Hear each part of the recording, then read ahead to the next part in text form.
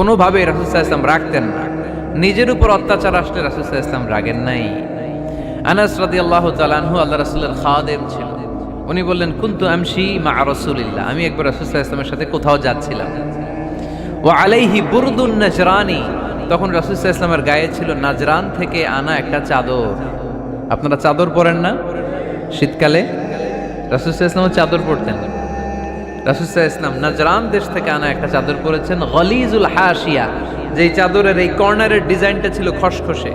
কি ছিল? হঠাৎ এক বেদুইন এসে রাসূল সাল্লাল্লাহু আলাইহি ওয়াসাল্লামের চাদর ধরে টান দিল। টান দেওয়ার সাথে সাথে রাসূল সাল্লাল্লাহু আলাইহি ওয়াসাল্লামের ঘাড়ের এই চামড়া ছিঁড়ে গেল। এই খসখসে যেহেতু ডিজাইন চাদরের, ওই খসখসে ডিজাইন ঘাড় আর কাঁধের এখানে যখন টান খেলো, ওই খসখসে ডিজাইনের দাগ বসে গেল, রাসূলের চামড়া ছিঁড়ে গেল ঘাড়ের।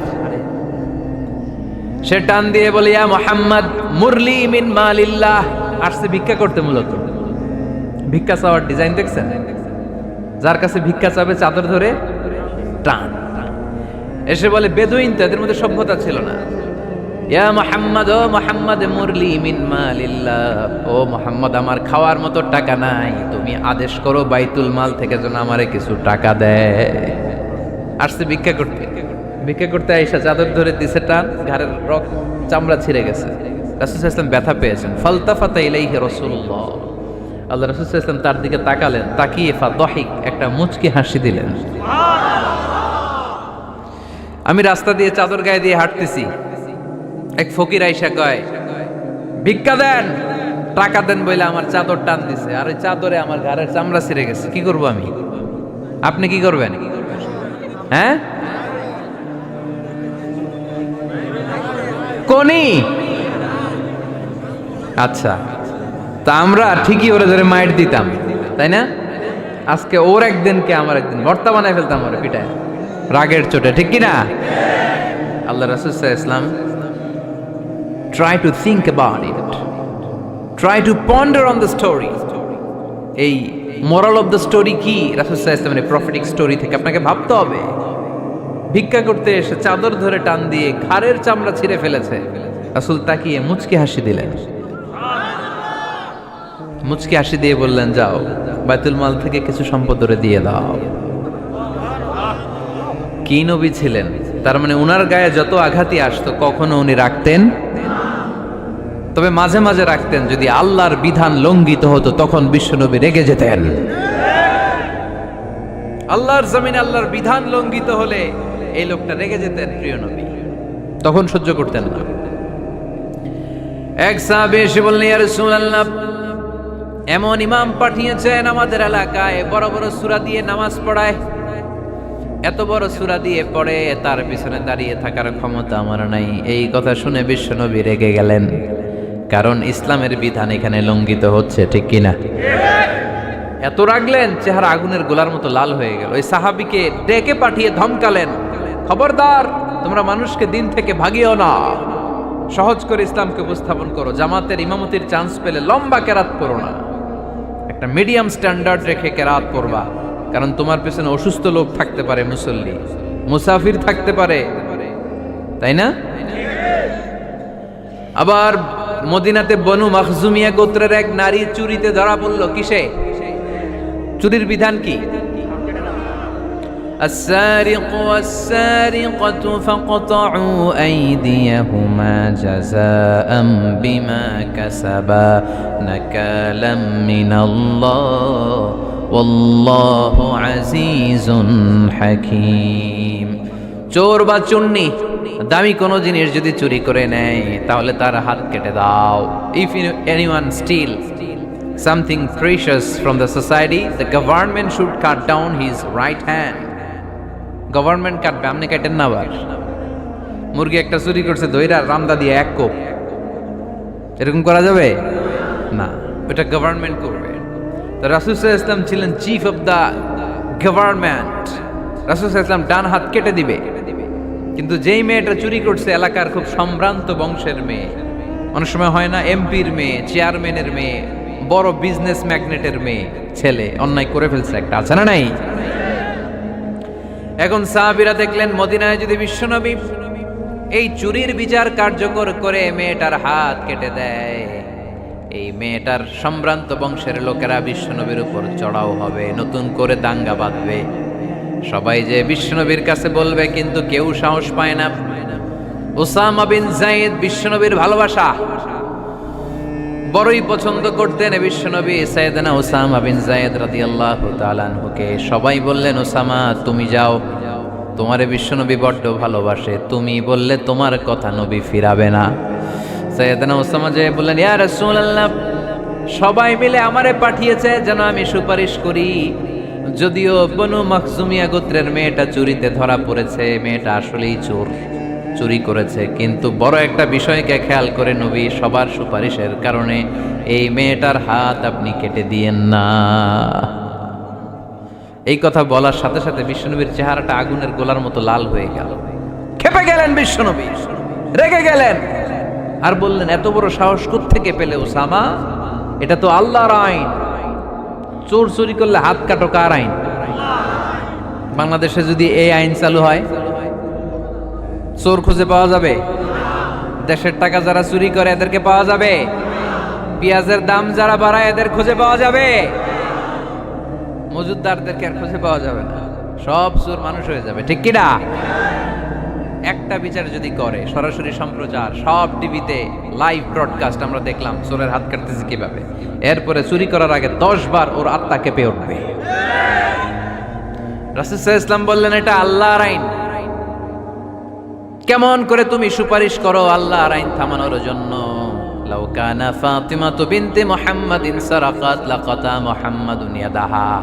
আজকে আমার কলিজার টুকরা নয়নের পুটুলি ফাতেমাও যদি চুরিতে ধরা পড়তো, আমি ফাতেমার হাতটা কেটে দিতে 1 সেকেন্ডও দেরি করতাম না।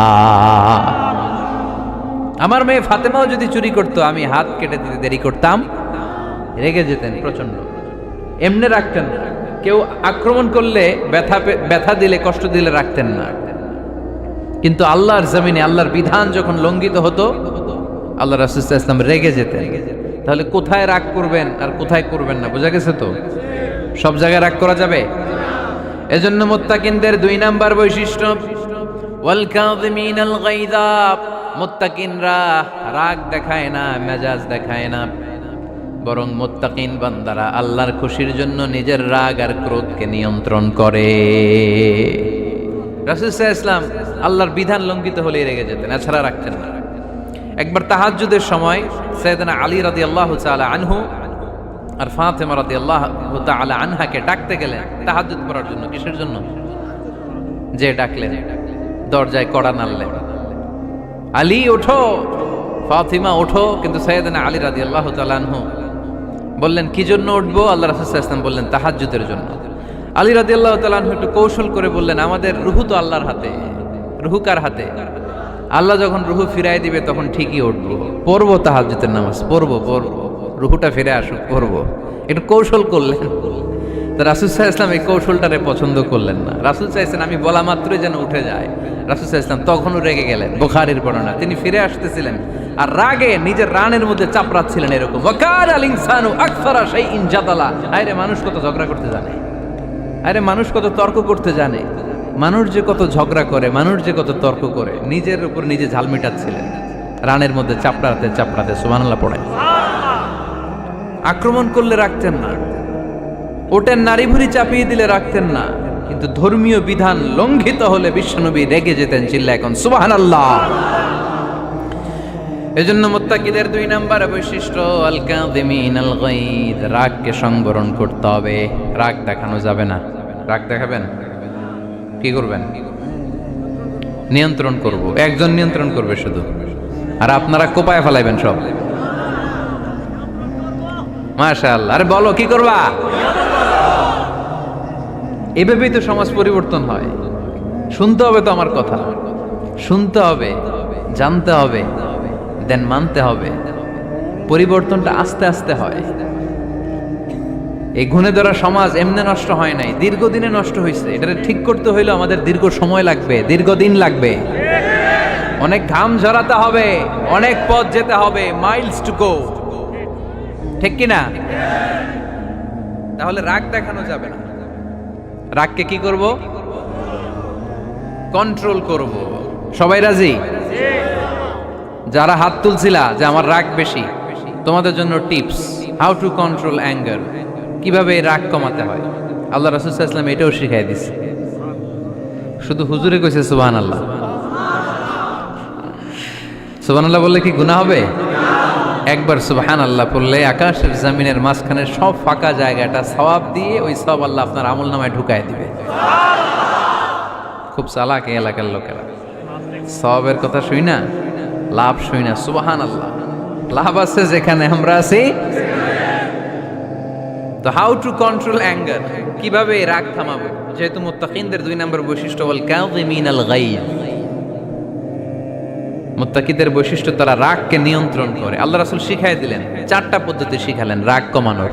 কয়টা মনে থাকবে? অ্যাপ্লাই করবো এগুলো, দেখবো আজকে থেকে রাগ কমে কিনা। পারা যাবে? 2 সাহাবী বিশ্বনবীর সামনে ঝগড়া লাগলেন, কথা কাটাকাটি, কথার পিঠে কথা, কথার নাম লতা। কথা বলতে বলতে ঝগড়া লাগতে লাগতে এক সাহাবী রেগে মেগে আগুন, মারামারির জন্য উদ্যত হলেন। বিশ্বনবী দেখলেন ওই সাহাবীর চেহারাটা একেবারে আগুনের গোলার মতো লাল হয়ে গিয়েছে। বিশ্বনবী বললেন, ইন্নী লা আ'লামু কালিমাতান, আমি এমন একটা বাক্য জানি, এই রাগান্বিত সাহাবী যদি এখন এই বাক্যটা পড়া শুরু করে দেয়, তার রাগটারে নিমিষেই ঠান্ডা বানাইয়া দিবে কে? ওই সাহাবী বললেন, ইয়া রাসূলুল্লাহ, কি সেই বাক্য আমারে শিখাইয়া দেন। বিশ্বনবী বললেন, পড়ো আউযু বিল্লাহি মিনাশ শাইতানির রাজিম। আবার পড়েন আউযু বিল্লাহি মিনাশ শাইতানির রাজিম। সুবহানাল্লাহ, রাগ কমানোর দোয়া, সহিহ হাদিস। ওই সাহাবী যদি এই বাক্যটা পড়ে তার রাগ কমে যাবে। বাক্যটা হচ্ছে আউযু বিল্লাহি মিনাশ শাইতানির রাজিম, বিতাড়িত শয়তানের কাছ থেকে আল্লাহর কাছে পানাহ চাচ্ছি, প্রোটেকশন চাচ্ছি। বলতে দেরি, রাগ থামতে দেরি হবে না। টিপস নাম্বার 1 মনে থাকবে তো? টিপস নাম্বার 2, বিশ্বনবী বললেন, ইযা গাদিবা আহাদুকুম ফালইয়াসকুত, তোমাদের যখন প্রচন্ড রাগ চলে আসে, বেশি যখন, প্রচন্ড যখন তোমরা রেগে যাও, তখন কথা বন্ধ করে চুপ হয়ে যাও। কি করতে হবে? চুপ, একেবারে চুপ। অনেকে রাগের সময় গড়গড় করে কি যেন বলতে থাকে, আছে না নাই? রাগে গড়গড় করতে থাকে আর কি যেন বলতে থাকে। যত বলবেন, যত গালি দিবেন, বলে না গালি দেয় না রাগের সময়, অশ্রাব্য ভাষায় অনেকে গালিগালাজ শুরু করে দেয়, আছে না নাই? না, আসুকুত, ইদা গাদিবা আহাদুকুম ফালিয়াসকুত। আল্লাহ রাসূল সাল্লাল্লাহু আলাইহি ওয়াসাল্লাম বললেন, যখন তোমাদের কেউ প্রচন্ড রেগে যায়, সে তার কথা যেন বন্ধ করে দেয়। চুপ, keep silent, keep quiet, relax, cool. পারবেন? তাহলে প্রথম টিপস কি পড়তে হবে? বাইরে নামক দিয়া পড়েন আউযু বিল্লাহি মিনাশ শাইতানির রাজিম। এটা হলো 1 নাম্বার টিপস। 2 নাম্বার টিপস, ইযা গাদিবা আহাদুকুম ফালইয়াসকুত। মাশাআল্লাহ, চুপ থাকতে হবে। বেশি রাগ চলে আসলে কি করতে হবে? 3 number tips, lower your action, আপনার অ্যাকশনকে কমায় দেন। কিন্তু আমরা ওই সময় মারি ডাইরেক্ট অ্যাকশন। রাগের সময় আমরা কি করি? আল্লাহ রাসূল বললেন লোয়ার, মিনিমাইজ ইউর অ্যাকশন। কি বললেন আল্লাহ রাসূল? অ্যাকশন কমাও, কার্যক্রম কমায় দাও। ইযা গাদিবা আহাদুকুম ওয়া হুয়া কাইম ফালিয়াজলিস, দাঁড়ানো অবস্থায় তোমাদের কেউ যদি রেগে যায়, সেজন্য বসে পড়ে।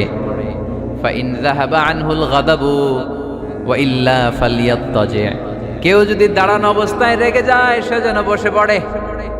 বসে থাকার পরেও যদি তার রাগ কমতে না চায়, সে যেন শুয়ে পড়ে। তাহলে দাঁড়ানো অবস্থায় রাগ আসলে কি করবেন? বসা অবস্থায় রাগ আসলে, শোয়া অবস্থায় রাগ আসলে চোখ বন্ধ করে ঘুমায় যাবেন। রাগ আসবে আর সুবহানাল্লাহ কইবেন না? কত বড় ফিজিশিয়ান, কত বড় ডাক্তার আল্লাহ রাসূল সাল্লাল্লাহু আলাইহি ওয়াসাল্লাম। সুবহানাল্লাহ পড়ে। কয়টা গেল? কয়টা? এক নাম্বার কি পড়া? মাশাআল্লাহ। দুইটা, 2 নাম্বার চুপ থাকা। 3 নাম্বার দাঁড়ায় থাকলে বসে যাওয়া, বসা থাকলে পারবেন? 4 নাম্বারটা অনেক মজার টিপস, শুনবেন? আল্লাহ রাসূল সাল্লাল্লাহু আলাইহি ওয়াসাল্লাম বললেন 4 নাম্বার টিপস শোনো। ইন্নাল গাদাবা মিনাশ শাইতান, নিশ্চয়ই রাগ আসে শয়তান থেকে। ওয়া ইন্নাশ শাইতানা খুলিকা মিনান নার, শয়তান তৈরি আগুন থেকে। ওয়া ইন্নান নারা তুতফাউ বিল মা, আগুন নিবানো হয় পানি দিয়ে। ফাইদা গাদিবা আহাদুকুম ফালিয়াতাওয়াদ্দা, তাই কারো যখন রাগ খুব বেড়ে যায় সে যেন ঠান্ডা পানি দিয়ে ওযু করে। কি সুন্দর টিপস, কি সুন্দর ফিলোসোফার আল্লাহ রাসূল সাল্লাল্লাহু আলাইহি ওয়াসাল্লাম, কত বড় দার্শনিক ছিলেন তিনি। আল গাদাবু মিনাশ শাইতান, কথার সিকোয়েন্স দেখেন, ওজন দেখেন। আল গাদাবু মিনাশ শাইতান, রাগ আসে শয়তানের থেকে। রাগ এনে দেয় কে? শয়তান। ওয়াশ শাইতানু খুলিকা মিনান নার, শয়তান তৈরি কি থেকে? আগুন থেকে। ওয়ান নারু তুতফাউ বিল মা, আগুন নিভায় কি দিয়ে? ফাইদা গাদিবা আহাদুকুম ফালিয়াতাওয়াদ্দা, তাই তোমাদের কেউ যখন রেগে যায় সে যেন পানি দিয়ে ওযু করে নেয়। পারবেন? ওযু করে ফেলবেন ঠান্ডা পানি দিয়ে। ঠান্ডা পানি মাথায় দিবেন, চোখে পানির ঝাপটা দিবেন। আপনার রাগকে ঠান্ডা করে দিবে কে? তাহলে আওয়াজ করে বলেন রাগ কমানোর 1 নাম্বার ফর্মুলা কি? আউযু বিল্লাহি মিনাশ শাইতানির রাজিম। 2 নাম্বার চুপ থাকা। 3 নাম্বার বসে পড়া, শুয়ে পড়া। 4 নাম্বার ওযু করা। 4 নাম্বার। এই 4টা পদ্ধতিতে আপনি রাগ কমাতে চাইলে আপনার রাগ কমাই দিবে কে? এজন্য আল্লাহ বললেন আমার মুমিন বান্দার 2 নাম্বার গুণ, তারা রাগকে নিয়ন্ত্রণ করে। আল্লাযীনা ইউনফিকুনা ফিস সাররাই ওয়াদ দাররাই ওয়াল কাযিমিনাল গায়ব, আমার মুত্তাকিন বান্দাদের প্রথম গুণ সুখে দুঃখে দান করে। মনে আছে? 2 নাম্বার গুণ কি? রাগকে নিয়ন্ত্রণ করে। 3 নাম্বার গুণ হচ্ছে ওয়াল আফিনা আনিন নাস, মানুষকে ক্ষমা করে দেয়। মানুষকে কি করে? আমরা তো ক্ষমা করি না। হ্যাঁ, দইরা আবুইটালা মানে কি? এটার মিনিং কি? ফিশালায়। হ্যাঁ, কি করে? আইকালায়, আইজালায়, আইকালা, আইকালা আঞ্চলিক শব্দ। আঞ্চলিক শব্দগুলো অনেক সুন্দর, এক এক জেলায় এক এক রকম। তার মানে আমরা ক্ষমা করতে চাই না, আমরা দইরা আইকালাই। তার মানে আমরা রাগ ঝাড়ি আর কি, ভিতরে যে ক্ষোভ জমা থাকে এগুলো ঝাড়ি, আমরা ক্ষমা করতে চাই না। কিন্তু ভাই মুত্তাকি যদি হতে চান আপনাকে ক্ষমা করে দিতে হবে। কি করবেন? কি করবেন? ক্ষমা করে দেন। আচ্ছা, একটু আওয়াজ করে উত্তর দেন। আমরা আল্লাহর কাছে এই যে পাপ করি, অন্যায় করি, মাফ চাই না? ক্ষমা চাই না? আল্লাহ আমাদেরকে ক্ষমা করুক এটা আমরা চাই কি চাই না? আল্লাহ আমাদেরকে ক্ষমা করুক এটা আমরা চাই, কিন্তু আমরা আমাদেরকে ক্ষমা করতে পারি না। যদি আল্লাহর কাছে ক্ষমা পেতে চান তাহলে আগে নিজেরা নিজেদেরকে ক্ষমা করে দেন। আল্লাহ ভুল করছি, আল্লাহ মাফ করে দাও, ক্ষমা করো। আমি ক্ষমা চাইতেছি কিন্তু আমি ক্ষমা করি না আরেকজনকে। তো তুমি ক্ষমা করো না, তুমি ক্ষমা চাও কোন সাহসে? মা যাদাল্লাহু আবদান বিআফবিন ইল্লা ইজ্জান, আল্লাহর হাবিব ফরমান কোন বান্দা যদি অন্য বান্দারে ক্ষমা করে দেয় আল্লাহ ওই বান্দার মর্যাদা বাড়িয়ে দেয়। ওয়া ইন তা'ফু ওয়া তাসফাহু ওয়া তাগফিরু ফাইন্নাল্লাহা গফুরুর রহিম, তুমি যদি অন্যরে মাফ করে দাও, তুমি যদি অন্যের ভুল ক্ষমা করে দাও, তোমার ভুলগুলো ক্ষমা করে দিবে কে? আল্লাহুম্মা ইন্নাকা আফুন কারীম। কদরের রাত্রে আমরা পড়ি আল্লাহ তুমি ক্ষমাশীল, তুহিব্বুল আফওয়া, ক্ষমা করাকে তুমি ভালোবাসো। ফাআফু আন্নি, আল্লাহ তুমি আমারে ক্ষমা করে দাও। আল্লাহর ক্ষমার জন্য দিনরাত চোখের পানি ছেড়ে আমরা কাঁদি, কিন্তু অন্যরে ক্ষমা করতে চাই না। কথাটা বুঝতে পারছেন? আমরা আল্লাহর ক্ষমা চাই, কিন্তু আমরা আমাদেরকে ক্ষমা পেতে হলে আগে ক্ষমা পেতে হলে আগে ক্ষমা। মনে থাকবে তো? আমরা আসলে অতীতকে বয়ে বেড়াই, অতীতকে ভুলতে চাই না। কোন বছর কে আমারে মারছিল ওইটারে মনে রাখছি, কোন 20 বছর আগে আমারে অপমান করছিল মনে রাখছি, তোরেও আমি অপমান করুম, তুই আমারে মারছিলি তোরেও মারুম। মনে রাখিস দেখাই দিমু। তো এই দেখেন, খেয়াল করে দেখেন, 20 বছর আগে কোথায় আমার অপমান করছিল ওইটা আমি ভুলি নাই, মনে রাখিয়ে দিছি। তার মানে 20 বছর ধরে এটা জ্বলতেছে। এদিকে ক্ষতি কি আমার না অন্য কারো?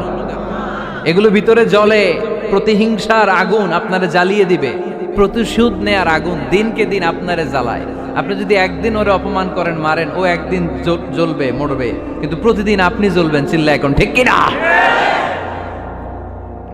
রাসূল সাল্লাল্লাহু আলাইহি ওয়াসাল্লাম ক্ষমা করে দিতেন।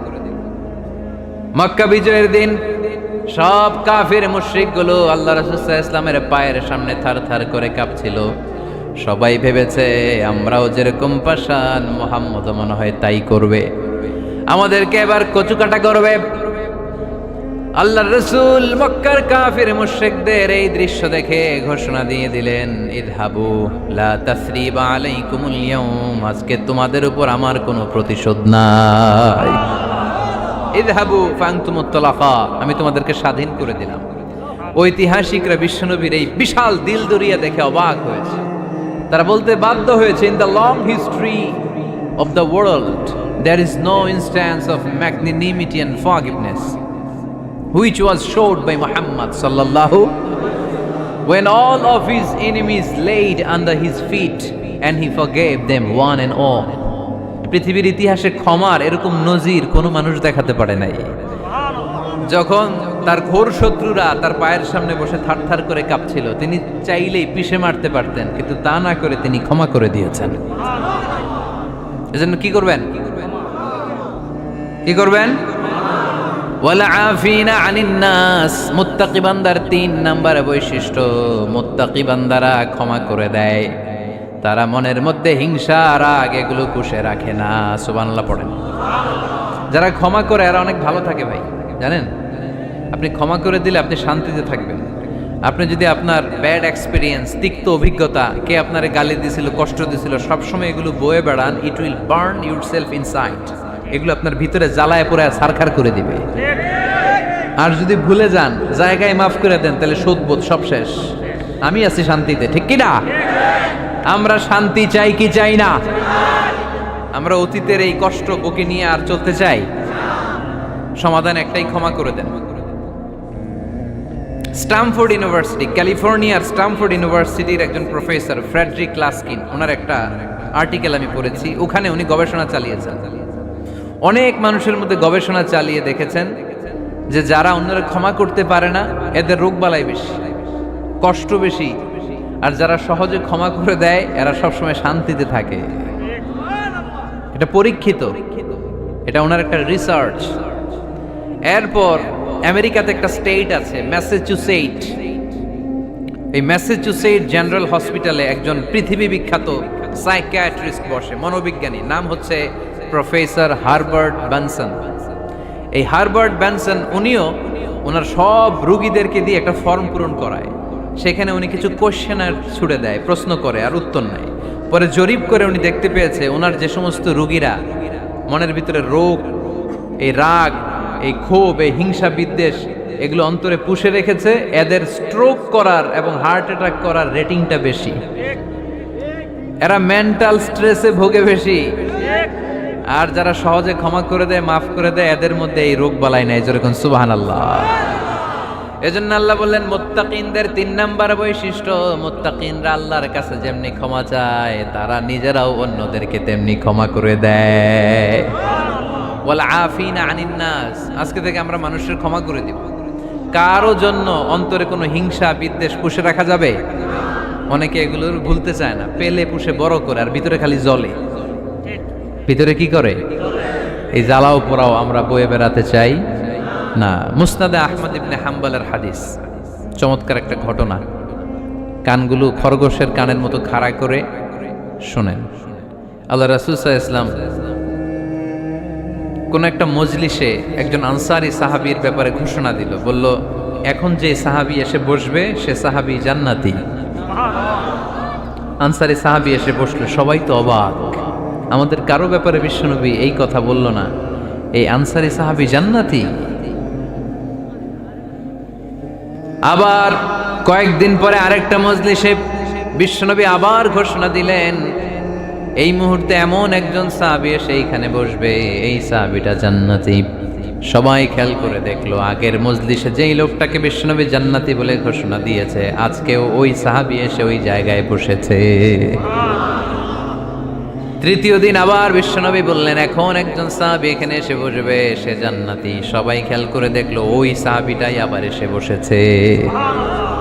সবাই অবাক, কি আজীব, কি আছে এই সাহাবীর মধ্যে, যে সাহাবীর ব্যাপারে খুদ বিশ্বনবী তিনবার ঘোষণা দিলেন যে সে জান্নাতি। সবচেয়ে বেশি অবাক হয়েছিলেন সাইয়েদনা আব্দুল্লাহ ইবনে আমর ইবনে আস। মনে মনে ভাবলেন, এটা তো চারটেখানে কোনো কথা না, বিশ্বনবীর অ্যানাউন্সমেন্ট। দুনিয়ার বুকে বিশ্বনবী তিনবার এই আনসারী সাহাবীকে জান্নাতি বলে ঘোষণা দিয়েছে, নিশ্চয়ই এই সাহাবীর এমন বিশেষ কোনো আমল আছে, এমন বিশেষত্ব আছে যেটা আমাদের মধ্যে নাই। যেমন করেই হোক এই সাহাবীর ভেতরের সব খবর আমার জানতে হবে। সাইয়েদনা আব্দুল্লাহ ইবনে আমর ইবনে আস একবার পরিকল্পনা করে ওই সাহাবীর বাড়িতে চলে গেলেন, যে বললেন, ভাই আমার আব্বার সাথে কয়েকদিন ধরে ঝগড়া, আমার ঘরে থাকতে মন চাচ্ছে না, তোমার বাসায় মেহমান হয়ে এসেছি, যদি তুমি অনুমতি দাও তোমার বাড়িতে 3 দিন মেহমান হয়ে আমি থাকতে চাই। কয়দিন? শুনতেছেন? বুঝতেছেন? কষ্ট হচ্ছে না তো? ওই আনসারী সাহাবী বলে, আহলান ওয়া সাহলান, খুশ আমদেদ, এ আমার সৌভাগ্য, আমার মেহমান হয়ে আপনি থাকবেন, আসেন আমার ঘরে থাকেন, এই ঘরে আমি থাকি, আর এই ঘরটা মেহমান হিসেবে আপনারে দিয়ে দিলাম, থাকেন। এবার আব্দুল্লাহ ইবনে আমর ইবনে আস খুব ভালোভাবে ফলো করতে লাগলেন, কখন এই আনসারী সাহাবী কি করে। 1 দিন 2 দিন 3 দিন পর্যন্ত ফলো করার পরে সাইয়েদনা আব্দুল্লাহ ইবনে আমর ইবনে আস এমন কোন বিশেষ আমল এই সাহাবীর মধ্যে খুঁজে পায় নাই। 3 দিন গভীরভাবে পর্যবেক্ষণ, অবজারভেশনের পরে বিশেষ কোনো আমল ওনার চোখে পড়ে নাই। এবার 3 দিন পরে তো চলে যাবার পালা, ঠিক কিনা? এবার তিনি সোজা সাপটা আনসারী সাহাবীর কাছে যে ভিতরের কথা খুলে বলে ফেললেন, বললেন, ও ভাই, আসলে আমার বাবার সাথে এমন বড় কোনো ঝগড়া আমার হয় নাই, যে কারণে বাড়ি থেকে বের হয়ে তোমার মেহমান আমার হওয়া লাগবে। আমি বিশেষ এক উদ্দেশ্যে এসেছি। কি উদ্দেশ্য? আব্দুল্লাহ ইবনে আমর ইবনে আস এবার বলতে আরম্ভ করলেন, আমরা খেয়াল করেছি 3টা মজলিসে বিষ্ণু ঈসা ইসলাম তোমাকে জান্নাতি বলে ঘোষণা করেছে, তাই আমি জানার জন্য এসেছি তুমি এমন কি আমল করো যে কারণে বিশ্বনবী ঘোষণা দিলেন যে তুমি জান্নাতি। কি এমন বিশেষ আমল আছে তোমার, আমার একটু বলো, আমি ওই আমল করে জান্নাতি হতে চাই। আল্লাহু আকবার। এবার আনসারী সাহাবী মুখ খুললেন, উনি বললেন, ও ভাই আব্দুল্লাহ ইবনে আমর ইবনে আস, এমন কোনো বিশেষ আমল আমার নাই। হালাল পন্থায় রুজি করি, ব্যবসা করি, নামাজের সময় নামাজ পড়ি, রাতে এসে ঘুমিয়ে যাই, ফজরের আগ দিয়ে উঠে তাহাজ্জুদ করি, সময় মতো জিকির আজকার করি, কোরআন তেলাওয়াত করি, কিছু দান সদকা করি। সবাই যা করে আমিও তাই করি, স্পেশাল কোনো আমল আমার জীবনে নাই। তবে আব্দুল্লাহ ইবনে আমর ইবনে আস, শুনে রাখো, একটা কাজ আমি প্রতি রাতে করি, হয়তোবা এই কারণেও বিশ্বনবী আমার ব্যাপারে এমন ঘোষণা দিতে পারে। আব্দুল্লাহ বললেন, ও আনসারী সাহাবী, কি কাজ তুমি করো? এবার আনসারী সাহাবী বলতে লাগলেন, প্রতি রাতে যখন আমি আমার বিছানায় ঘুমোতে যাই, আমি কারো ব্যাপারে কোনো রাগ, কোনো হিংসা, কোনো ক্ষোভ অন্তরে নিয়ে ঘুমাতে যাই না। ওই দিন যার সাথে যা হয়েছে সবাই রে মাফ করে দিয়ে মিটমাট করে একটা প্রশান্ত অন্তর নিয়ে আমি বিছানায় ঘুমাতে যাই। ওই দিনে কেউ আমার গালি দিছে, কেউ আমার বকা দিছে, কেউ আমার বিরুদ্ধে মিছিল করছে, উল্টা পাল্টা যে যাই করুক না কেন, আমি কিচ্ছু মনে রাখি না। আওবি ইলা ফিরাশি আমি এমনভাবে আমার বিছানায় যাই, ওয়ালাইসা ফি কলবি হিকদুন আলা আহাদ, এমন অবস্থায় আমি শুয়ে পড়ি যে আমার হৃদয়ে কারো ব্যাপারে আমার হৃদয়ে কোনো ক্ষোভ নাই, কোনো হিংসা নাই, কোনো অহংকার নাই, সব রাগ ক্ষোভ ভুলে গিয়ে সবাইকে ক্ষমা করে দিয়ে আমি বিছানায় ঘুমাতে যাই। এজন্য বিশ্বনবী এই সাহাবীকে তিনটা মজলিসের ভরা মজলিসের মধ্যে জান্নাতি বলে ঘোষণা করেছে।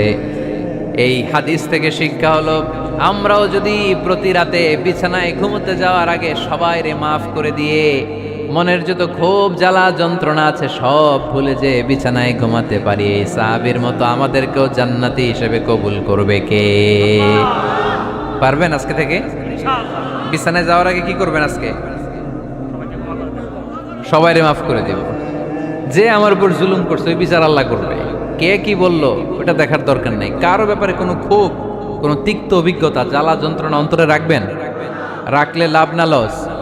এটা আরো জ্বালা দিবে আমাদের, এটা আরো ভেতর থেকে কষ্ট দিবে। It will burn me inside, ভিতরে জ্বালিয়ে পুড়িয়ে শেষ করে দিবে। এগুলো বয়ে বেড়াতে চাই না আমি সব মাফ করে দিতে চাই। চিল্লায় বলো ঠিক কিনা? এজন্য আল্লাহ বললেন, আমার মুত্তাকিন বান্দাদের 3 নাম্বার বৈশিষ্ট্য, তারা অন্যের প্রতি রাগ ক্ষোভ অন্তরে পুষে রাখে না। অন্তরে রাগ ক্ষোভ জ্বালা পেলে পুষে রাখে না, বরং সবাইকে মুত্তাকি বান্দারা ক্ষমা করে দেয়। পারা যাবে? কি করবেন? ক্ষমা করব। কি করবেন? 3টা গেল, আর কয়টা? 2 মিনিটে শেষ করে দেবেন ইনশাআল্লাহ। মোট মুত্তাকিনদের বৈশিষ্ট্য কয়টা? হ্যাঁ, গেছে কয়টা? 1 নম্বরটা কি ছিল বলেন? মাশাআল্লাহ, সুখে দুঃখে, সুখে দুঃখে সবসময় দান করা। 2 নাম্বার রাগকে নিয়ন্ত্রণ করা। 3 নাম্বার ক্ষমা করে দেয়া। এই কাজগুলো যারা করে তাদেরকে আল্লাহ পছন্দ করে। আল্লাহ বললেন, ওয়াল্লাহু ইউহিব্বুল মুহসিনিন, অন্যের প্রতি যারা ইহসান করে তাদেরকে পছন্দ করে কে? মুত্তাকিনদের 4 নাম্বার বৈশিষ্ট্য, ওয়াল্লাযীনা ইযা ফাআলু ফাহিশাতান আও যালামু আনফুসাহুম যাকারুল্লাহা ফাস্তাগফারু লিযুনুবিহিম ওয়া মান ইয়াগফিরুয যুনুবা ইল্লাল্লাহ। সুবহানাল্লাহ। 4 নাম্বার বৈশিষ্ট্য, মুত্তাকিরা যদি কোনো অশ্লীল কাজ করে, অশ্লীল কাজ হয়ে যেতে পারে না? যুবক ভাইরা, তোমাদের ওয়াজ, ভুল হইতে পারে। ভুল করে পরকীয়ায় জড়ায় গেছো, বিবাহ বহির্ভূত সম্পর্কে জড়ায় গেছো, খারাপ সম্পর্কে জড়ায় গেছে কেউ, অশ্লীল কাজ করে ফেলছে, ব্লু ফিল্ম দেখে ফেলছে, নিজের উপর নিজে জুলুম করে ফেলছে। ক্ষমার দরজা মনে হয় বন্ধ। হ্যাঁ, খোলা আছে না নাই? আল্লাহ বললেন, আল্লাযীনা ইযা ফাআলু ফাহিশাতান আও যালামু আনফুসাহুম, মুত্তাকিনরা যেহেতু মানুষ, ভুল তাদের হতেই পারে, ভুলের ঊর্ধ্বে কেউ না, ঠিক কি না? মুত্তাকিনরা যদি ভুল করে ফেলে, অন্যায় করে ফেলে, অশ্লীল কাজ করে ফেলে, স্মরণ হওয়া মাত্রই যাকারুল্লাহ, তারা আল্লাহর স্মরণ করে। They return back to their lord, তারা আল্লাহর দিকে ফিরে আসে। তারা পাপের জন্য অনুতপ্ত হয়, কারণ সবাই পাপী। কথা কন, পাপ করেন নাই এরকম আল্লাহর ওলি কারা কারা দেখি? পিছনেও নাই। পৃথিবী না জানো আমি তো জানি, পৃথিবী না জানো আমি তো জানি, আমি কি পাপ করেছি হায়। সবার জানা আছে না? পাপ আছে না নাই?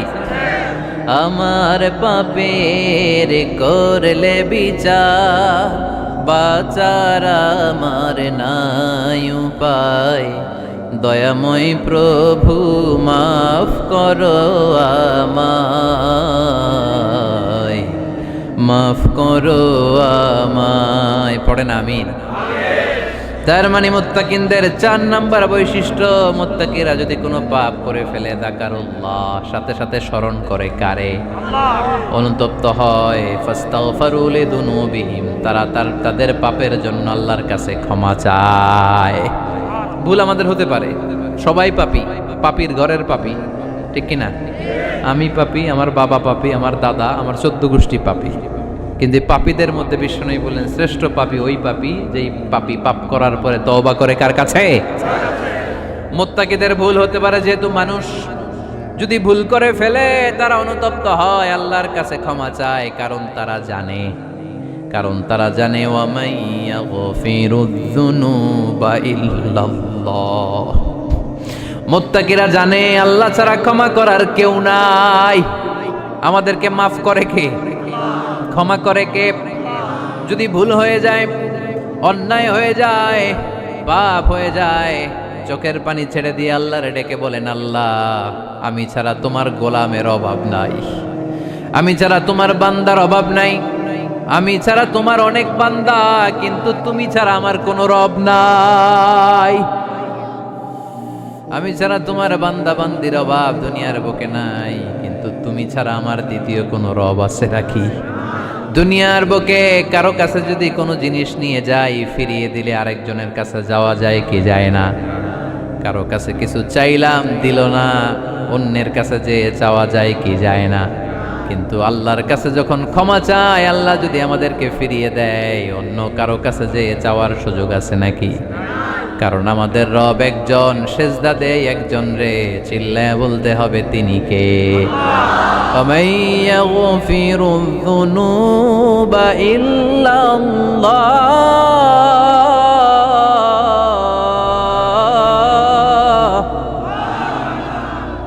وَمَن يَغْفِرُ الذُّنُوبَ إِلَّا اللَّهُ। আল্লাহ ছাড়া গুনাহ ক্ষমা করার দ্বিতীয় কোনো মাবুদ আমাদের আছে নাকি? وَمَن يَغْفِرُ الذُّنُوبَ إِلَّا اللَّهُ। তিনি ছাড়া কে করবে আমাদের গুনার ক্ষমা? তিনি ছাড়া পাপ মোচন করার, পাপগুলো গুনাহগুলো ক্ষমা করে দেয়ার আর দ্বিতীয় কেউ। এজন্য আল্লাহ বললেন, আমার মুত্তাকি বান্দারা যদি ভুল করে ফেলে, অন্যায় করে ফেলে, আমার কাছে ক্ষমা চায়। আমার কাছে ক্ষমা চাইতে দেরি, আমি আল্লাহর ক্ষমা করতে দেরি হয়? তাহলে পাপ হলে, ভুল করে অন্যায় করলে ক্ষমা চাবো কার কাছে? চারটা গুণের কথা বললাম, কয়টা? 4 নাম্বার হচ্ছে যদি ভুল হয়ে যায়, যদি অন্যায় করে ফেলি, ক্ষমার দরজা খোলা, আমরা সে আল্লাহর কাছে চাইব, আল্লাহর কাছে ক্ষমা মাংনা করব। চিল্লায় বলেন ঠিক কি না? এরপরে 5 নম্বরে আল্লাহ বললেন, ওয়ালাম ইউসিররু আলা মা ফাআলু ওয়া হুম ইয়ালামুন। তারা জেনে শুনে ওই পাপ বারবার করবে না। সুবহানাল্লাহ পড়েন। ভুল একটা হয়ে গেছে, ক্ষমা চাইলাম, সকালে খাদ্যে ভেজাল দিছি, বিকালে মাফ চাইলাম, আল্লাহ ভুল করে ফেলছি মাফ করে দাও। এরপরের দিন দোকানে যে আবার ভেজাল মিশাইলাম, আবার মাফ, এরপরের দিন আবার মাফ, আল্লাহ মাফ করবে? সকালবেলায় ওজনে কম দিলাম, বিকালে মাফ চাইলাম, আল্লাহ ভুল হয়ে গেছিল ক্ষমা করে দাও। এরপরের দিন দোকানে যে আবার ওজনে কম দিলাম, আবার রাত্রিবেলা মাফ চাইলাম, তারপরের দিন আবার কম দিলাম, আবার মাফ চাইলাম। এরকম করলে মাফ করবে নাকি? ওয়ালাম ইউসিররু আলা মা ফাআলু ওয়া হুম ইয়ালামুন। জেনে বুঝে ওই পাপ কাজ আর করবে না। কালে ভদ্রে 2-1 বার ভুল অন্যায় পাপ হয়ে যেতে পারে, কিন্তু মুমিনরা কি ওটা কন্টিনিউ করে? মুত্তাকিনরা কি ওটা বারবার চালিয়ে যায়? বারবার চালালে এটা আল্লাহর সাথে গেম খেলা হয়, ঠিক কি না? সকালে আল্লাহ রেখে ওই একটা, বিকালে আজকে একটা, কালকে এমনটা করা যাবে? এজন্য আল্লাহ বললেন, আমার মুত্তাকি বান্দাদের 5 নম্বরে বৈশিষ্ট্য হলো ওয়ালাম ইউসিররু আলা মা ফাআলু ওয়া হুম ইয়ালামুন। ওয়ালাম ইউসিররু, তাফসীর ইবনে কাসীরে এর তাফসীর এসেছে ওয়ালাম ইস্তামিররু আলা মা ফাআলু ওয়া হুম ইয়ালামুন। জেনে বুঝে যেই ভুল কাজ করে ফেলছে এটা বারবার করে না। এজন্য বারবার করা যাবে? মাফ চাওয়ার পরে ওই কাজ আর করব আমরা? এই 5টা কাজ যদি করি তাহলে মুত্তাকিদের কাতারে আমাদেরকে উঠায় দিবে কে? এজন্য আল্লাহ বললেন, উলাইকা জাযাউহুম মাগফিরাতুম মির রাব্বিহিম ওয়া জান্নাতুন তাজরি মিন তাহতিহাল আনহারু খালিদিনা ফিহা ওয়া নি'মা আজরুল আমিলিন।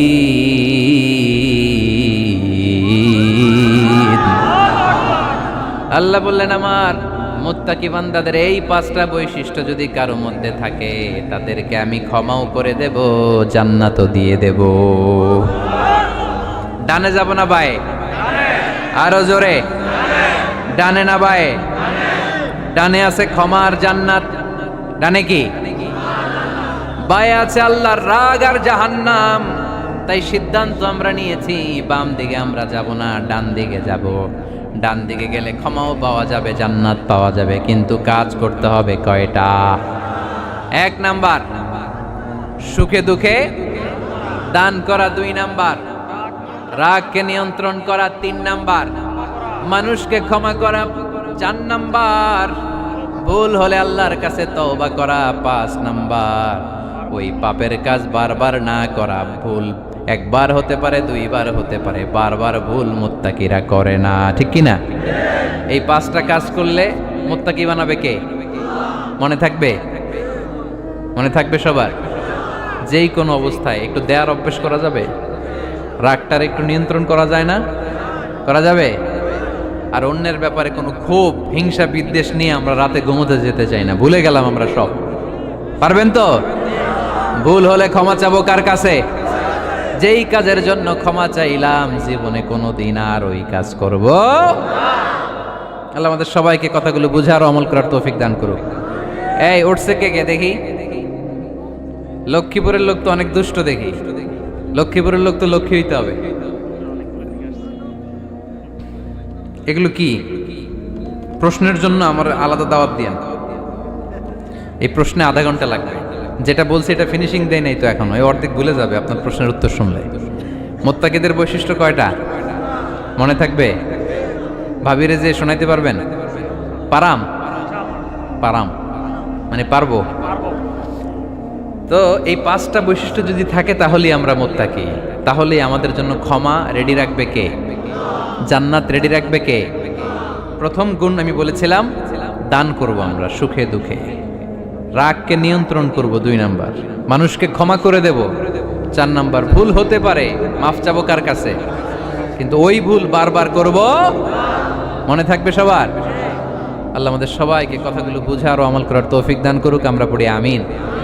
দীর্ঘক্ষণ আপনারা দাঁড়িয়ে বসে আজকের আলোচনা শুনে, এই উঠতেছেন কেন? হ্যাঁ বসেন বসেন, আমি তো উঠি নাই। যারা আপনারা আজকের এই প্রোগ্রামটা সার্থক করলেন, আমি শুকরিয়া জানাই। মিডিয়া কর্মী তোমরা যারা এসেছো, তোমাদেরকে অন্তরের অন্তঃস্থল থেকে শুভেচ্ছা জানাই। মাহফিল কমিটি যারা অ্যারেঞ্জ করেছেন, আমাকে ইনভাইট করেছেন, শুকরিয়া জানাই। পর্দার অন্তরালে আমার মা বোনেরা যারা আজকে আমাদেরকে শুনলেন, আপনারাও একটু রাগ টাগ কমাবেন। এই ওয়াজ শুধু ভাইদের জন্য না, আমাদের বোনরাও মাঝে মাঝে রাগ করে ফেলে, ঠিক কি না? বোনরা রাগ করলে বিপদ, রোজা রাখা লাগবে, রান্না বান্না করবে না। তো এই জন্য আপনারাও এই 5টা আমল শুধু পুরুষদের জন্য না, নারীদের জন্য। তো এই জন্য আমরা সবাই জন্য এগুলোর উপর আমল করি, একটা সুখী সমৃদ্ধ বাংলাদেশ গড়ি। স্থানীয় প্রশাসনের ভাইরা যা আছেন আজকের প্রোগ্রামের ব্যাপারে সহযোগিতা করেছেন, শুকরিয়া। জনপ্রতিনিধি যারা আছেন তাদেরকে শুকরিয়া। আপনারা সবাই ভালো থাকেন, সুস্থ থাকেন, সুন্দর থাকেন।